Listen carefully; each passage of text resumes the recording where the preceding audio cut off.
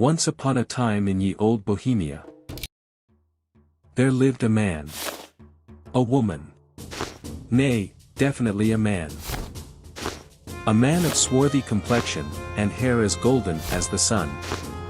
Well kempt, well dressed, and of goodly temperament. This man was a merchant, as was his father before him. And his name was Sir Frederick Lumpbottom.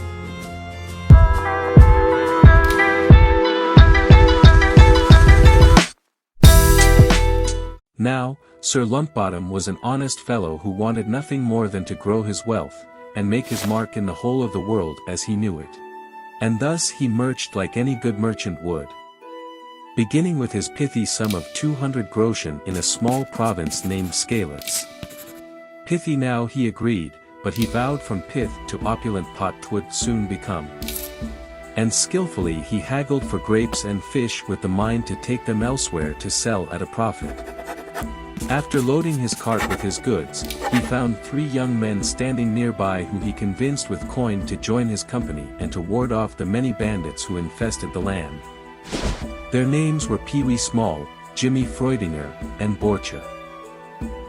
Armed with goods and brave men, Sir Lumpbottom set out for Ravna.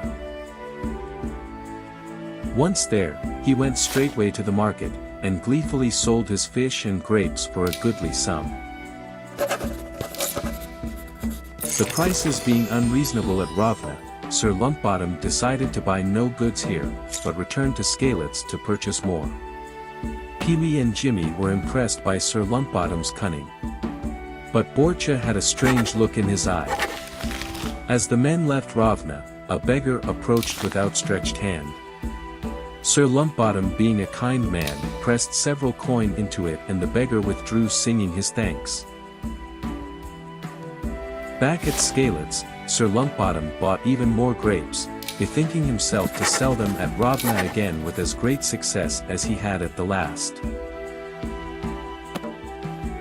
And so Pee-wee Small, Jimmy Freudinger, and Borcha accompanied his caravan to Ravna once more. Arriving at evening, they retired at a nearby inn, and went to market early the next morn.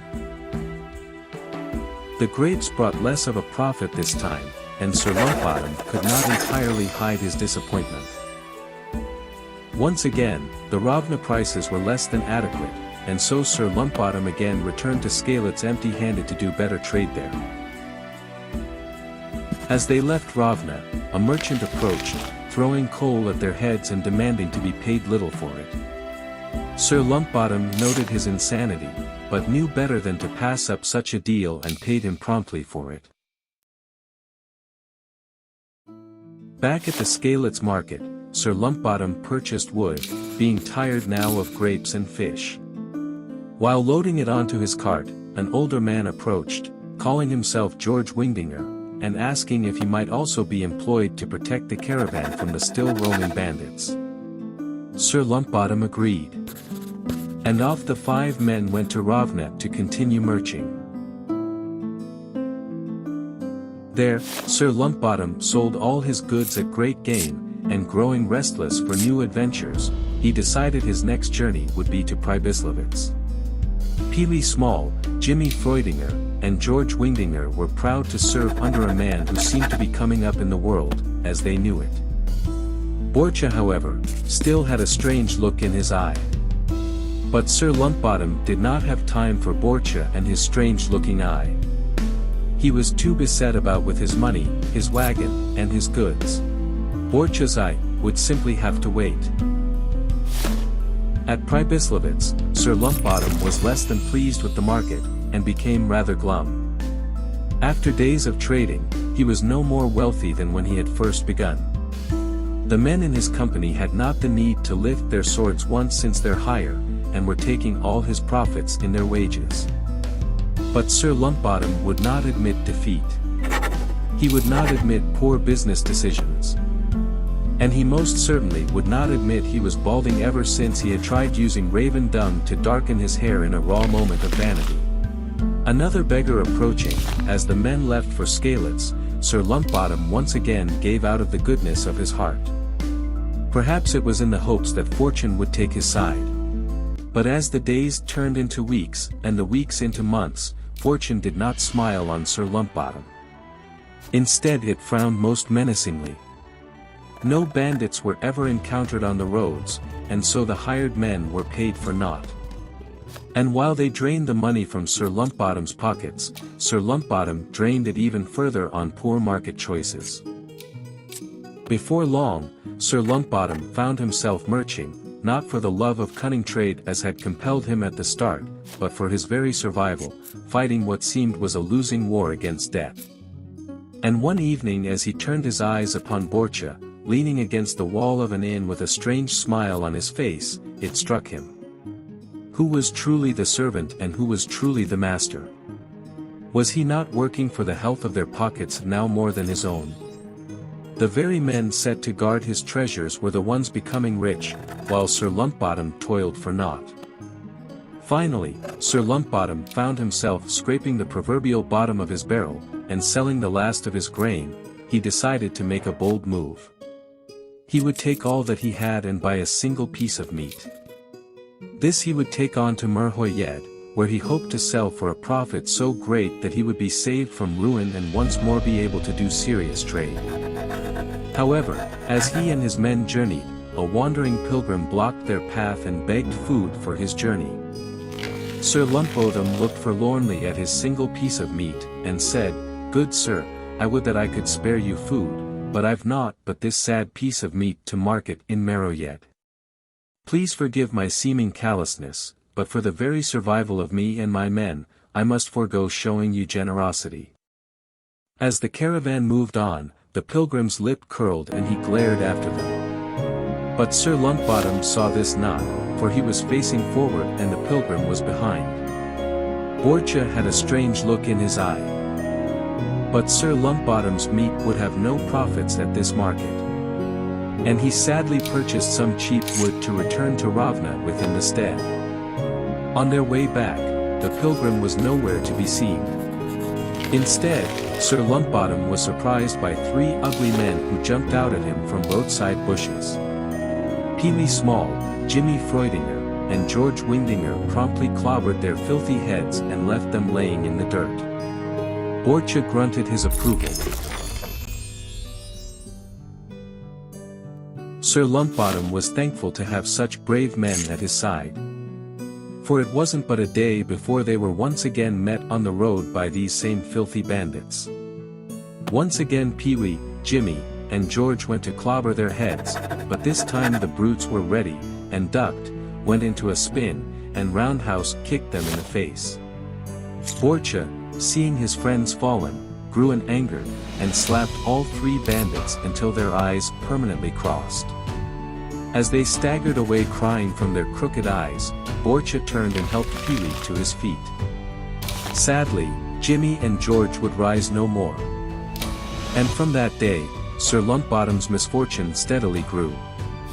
He knew not why or how, but the coin from every profitable trade was somehow choked from him by an invisible, looming evil. The market seemed an ever-hungry, twisting snake that wrapped its horrible self about all his goods, and devoured their income as quickly as it came in. His 2 devoted men, Pee-wee and Borcha, now earned their wages almost daily, as bandits seemed to pour out of the woods like hornets from a kicked nest. Sir Lumpbottom, honorable though he may be, began taking no shame in running from fights more often than staying to bravely face them. For, said he, what good is honor, if the man be dead? At one point, he even stooped so low as to hire 3 bandits who had tired of banditing. Their names were Silva, Flagon, and Gork. Pee-wee and Borcha were none too pleased, and began to grumble often. But Sir Lumpbottom tried to make them see reason.